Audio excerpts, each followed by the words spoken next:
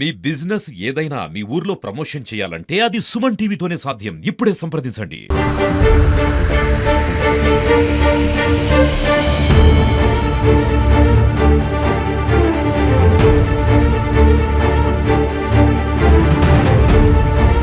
గౌరవ ముఖ్యమంత్రి రేవంత్ రెడ్డి గారు పట్టిన పట్టు విడవకుండా 42% రిజర్వేషన్ అమలు చేసి ఈ దేశానికి రోల్ మోడల్ కావాలనుకున్న సందర్భాన్ని sarpanch, MPDC, ZPC, MPP, corporation, municipal సంబంధించిన దానిలో 42% బీసీ బిడ్డలు గెలిచే విధంగా వచ్చినటువంటి ఈ చట్టాన్ని మనమంతా కూడా కాపాడుకోవాలని చెప్పిన మాట సందర్భంగా మీ అందరూ కూడా తెలియజేస్తూ, గిరిజనులకు 12% రిజర్వేషన్ ఇస్తానది ఇచ్చిందా? ముస్లింలకు 12% రిజర్వేషన్ ఇస్తానది ఇచ్చిందా?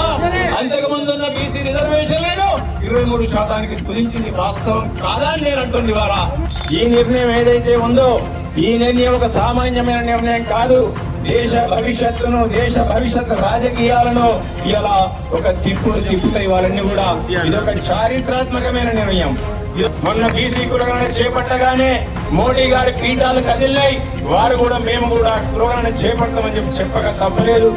అధ్యక్షులు పెద్దలు నాలుగు సత్యానగౌడ్ గారు, సిరిసిల్ల పట్టణాధ్యక్షులు చొప్పదండి ప్రకాష్ గారు, అదేవిధంగా ఈ నియోజకవర్గం నుంచి వచ్చేసినటువంటి మండల కాంగ్రెస్ పార్టీ ప్రెసిడెంట్లు, బ్లాక్ కాంగ్రెస్ కమిటీ ప్రెసిడెంట్లు, పిసిసి మెంబర్లు, మార్కెట్ కమిటీ చైర్మన్లు, SC cell, ST cell, BC cell, minority cell, Kisan cell తదితర శాఖలకు సంబంధించినటువంటి కార్యవర్గము, ఆయా గ్రామాల్లో వచ్చేటువంటి కాంగ్రెస్ పార్టీ నాయకులు, అభిమానులు, సిరిసిల్ల పట్టణంలోని వార్డు బాధ్యులు, వివిధ కుల సంఘాలకు సంబంధించినటువంటి కులాల బీసీ వివిధ కుల సంఘాల బాధ్యులు, మహిళా తల్లులందరికీ కూడా, పాత్రికేయ మిత్రులందరికీ కూడా నా హృదయపూర్వక నమస్కారం తెలియజేస్తా ఉన్నా.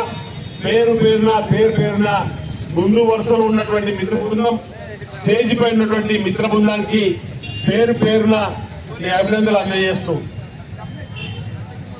సువర్ణ అక్షరాలతో లిఖింపబడేటువంటి చారిత్రాత్మకమైనటువంటి కాదు, చేతల్లో చేపించి చూపిస్తామన్నటువంటి కాంగ్రెస్ పార్టీ మాటిస్తే తప్పదు అనే దానికి నిదర్శనం బీసీ కులగణన జరపడమే కాదు, బీసీలకు 42% రాజకీయ, విద్య, ఉద్యోగాల్లో అవకాశాలు కల్పించాలని ఈరోజు పిసిసి అధ్యక్షులు ఉన్నటువంటి మహేష్ కుమార్ గౌడ్ గారి సహకారమే కానీ, గౌరవ ముఖ్యమంత్రి శ్రీ రేవంత్ రెడ్డి గారి చొరవ, స్వతహాగా బీసీ బిడ్డ కాకున్నప్పటికీ రేవంత్ రెడ్డి గారి ఆలోచన బీసీలలో చైతన్యం తీసుకురావాలంటే ఈ 42% రాజకీయ రిజర్వేషన్ అమలు చేయాలని చెప్పిన తప్పటితోటి ఉప ముఖ్యమంత్రి మంత్రులందరితో కేబినెట్ లో 2018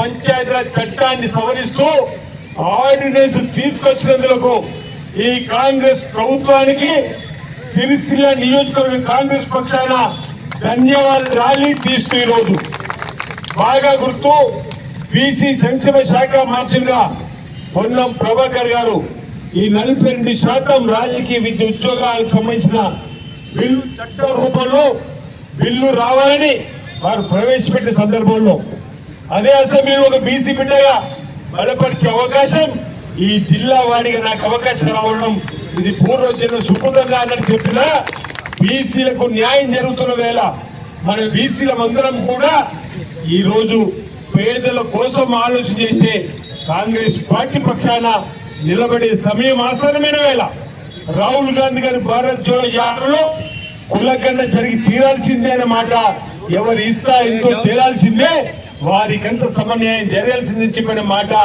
ఈరోజు మళ్ళీ ఖర్గే గాని ఇతరుల యొక్క ఆలోచన తీసుకొని మన ముఖ్యమంత్రి రేవంత్ రెడ్డి గారు ముందుకు పోతున్న సందర్భంలో తెలంగాణ వ్యాప్తంగా ఉన్నటువంటి బీసీలందరూ కూడా ప్రతి బీసీ బిడ్డ కాంగ్రెస్ పార్టీ పక్షాన నిలబడి రాబో రోజుల్లో ఈ ప్రభుత్వానికి అండగా నిలబడేటువంటి పరిస్థితిని మనందరం తీసుకొని వచ్చి ఈ రిజర్వేషన్ని రిజర్వేషన్ ఫలితాన్ని రాజకీయంగా sarpanch, MPDC, ZPDC, MPP, corporation, municipal సంబంధించిన దానిలో 42% బీసీ బిడ్డలు గెలిచే విధంగా వచ్చినటువంటి ఈ చట్టాన్ని మనమంతా కూడా కాపాడుకోవాలని చెప్పిన మాట ఈ సందర్భంగా మీ అందరూ కూడా తెలియజేస్తూ, ఎన్ని ఒడిదుడుకులు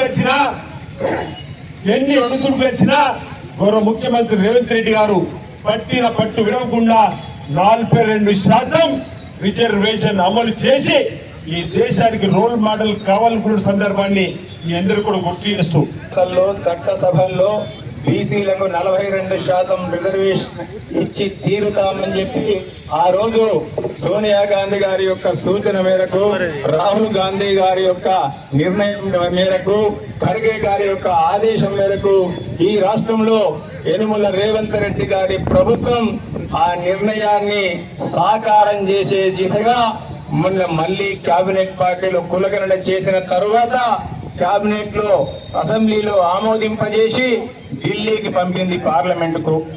4 నెలలు కావస్తుంది. కానీ బీసీ సాధికారత గురించి, సమసమాజ స్థాపన గురించి పెద్ద పెద్ద మాట్లాడుతున్న మోడీ గారు ఇంతవరకు దానిపైన స్పందించలేదు.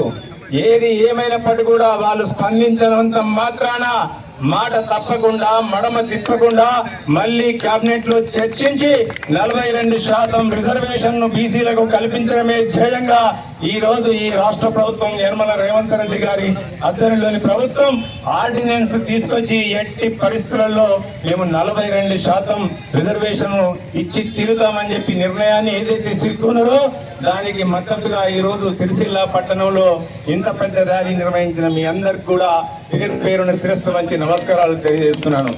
ఈ నిర్ణయం ఏదైతే ఉందో ఈ నిర్ణయం ఒక సామాన్యమైన నిర్ణయం కాదు. దేశ భవిష్యత్తును, దేశ భవిష్యత్ రాజకీయాలను ఇలా ఒక తిప్పుతాయి వాళ్ళన్నీ కూడా.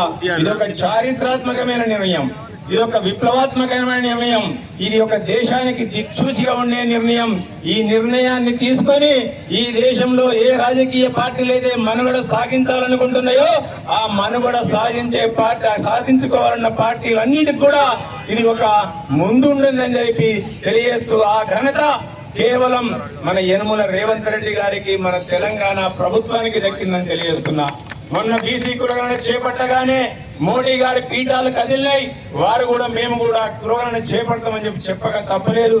అదే మాదిరిగా కేవలం మాటలకే పరిమితం కాకుండా కాంగ్రెస్ పార్టీ ప్రభుత్వం గాని, యనమల రేవంత్ రెడ్డి గారు గాని సామాజిక సమసమాజ స్థాపన కొరకు ఒక్క రిజర్వేషన్ ఇస్తేనే సరిపోదు, మనను సామాజిక స్వావలంబనతోనే సరిపోదు, ఆర్థిక స్వావలంబన కూడా తీసుకురావాలన్న ఉద్దేశంలో ప్రతి పేదవాడికి కూడా ఇలా జీవించే హక్కు ఉంది. కాబట్టి ఈ రోజు ఎక్కడ లేని విధంగా దేశంలోనే ఏ రాష్ట్ర ప్రభుత్వంలో కూడా ప్రవేశపెట్టని విధంగా ఇలా పేదవారందరికి కూడా ఇవాళ సన్న బియ్యాన్ని ఇచ్చిన ఘనత కూడా యనమల రేవంత్ రెడ్డి గారికి దక్కింది. ప్రతి పేదవాడికి కూడా ఉండడానికి ఇండ్లు ఉండాలని చెప్పి మళ్ళీ ఇందిరమ్మ ఇళ్ళని కూడా తీసుకొచ్చి పారదర్శకంగా ఇవాళ ప్రతి ఒక్కరికి కూడా ఇందిరమ్మ ఇళ్లను ఇవ్వడం జరుగుతుంది.